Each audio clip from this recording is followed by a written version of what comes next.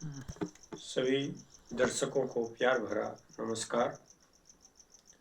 आज हम आपको इस जानकारी की कड़ी में राजस्व संहिता की 2016 की जो धारा 24 है, जिसको आम बोल भाषा में गांव में समाज में आप लोग कहते हैं पक्की नाप, सीमांकन, पैमाइश, अलग अलग भाषा में अलग अलग जगहों पर अलग अलग नाम से लोग जानते हैं।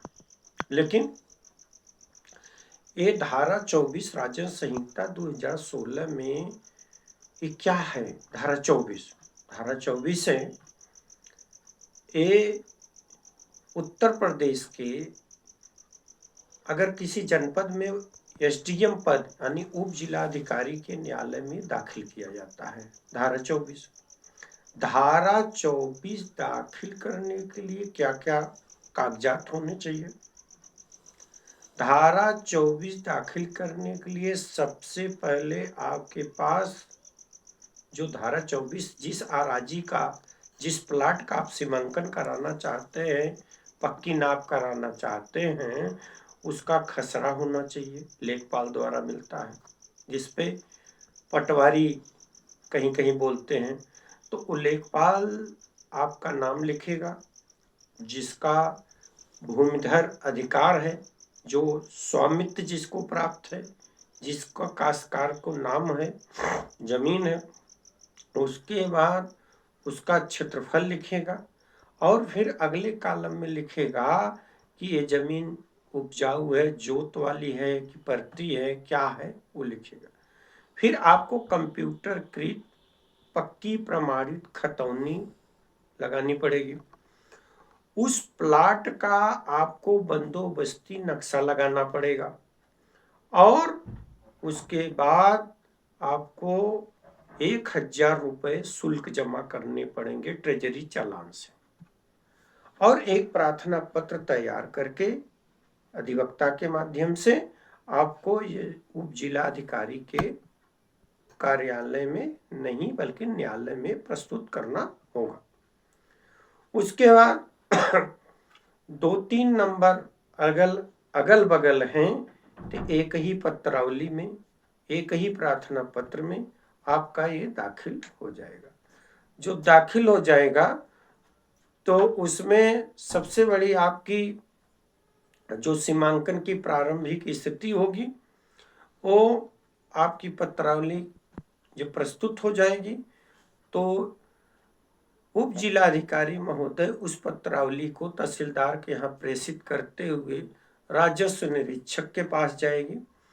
राजस्व निरीक्षक जो कई गांवों के आरआई जिसको बोलते हैं, रेवेन्यू इंस्पेक्टर कहा जाता है इंग्लिश में, और राजस्व निरीक्षक कहा जाता है हिंदी में, वो पत्रावली को लेके जाएंगे। आपके प्लाट को 3-4 भुजाओं से, 3-4 जो है सिहद्दा से सीमांकन करेंगे।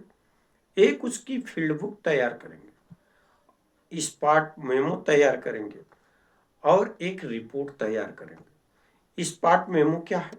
स्पॉट मेमो ये है कि जिस काश्तकार की जमीन नापी गई उसका हस्ताक्षर, प्लस जो गांव के 2-4 10-20 किसान अन्य जुटे हैं या अगल बगल के जो काश्तकार प्लाट से आपसे जुटे हैं, तो उनके हस्ताक्षर होंगे। और 1 हफ्ता, 15 दिन, 10 दिन के अंदर एक आपकी रिपोर्ट और फील्ड बुक माननीय न्यायालय को प्रेषित करेंगे।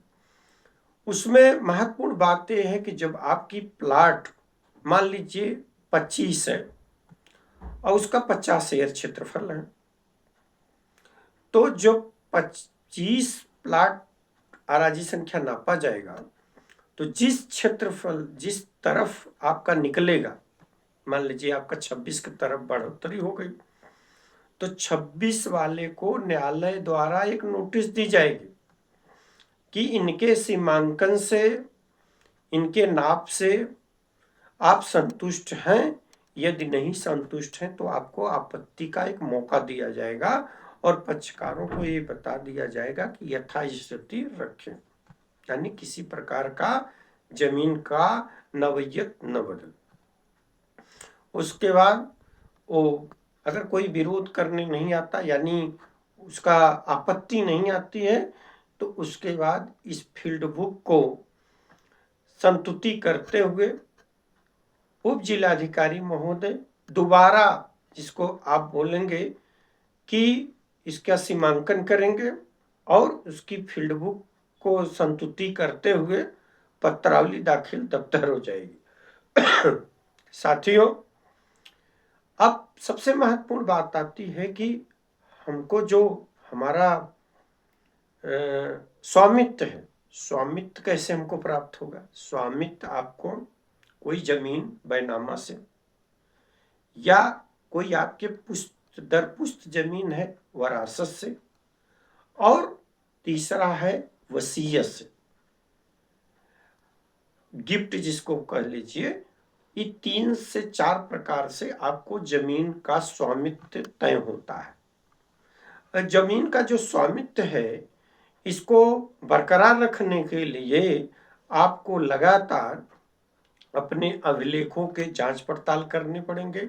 अभिलेखों के समय समय पे उसका आराजी नंबर चेंज होता है चकबंदी के दौरान, या उसमें कोई लिपिकी त्रुटि तो नहीं हो जाती, जैसे नाम गलत हो गया, गांव का नाम गलत हो गया, पिता का नाम गलत हो गया। इस तरह की चीजों को आपको समय समय पे कुछ अंतराल देकर आपको अपने स्वयं के कागजात को देखने चाहिए। आज की जो ये वीडियो जो इस छोटी सी कड़ी में संक्षेप में आपको मैंने बताने की कोशिश किया है।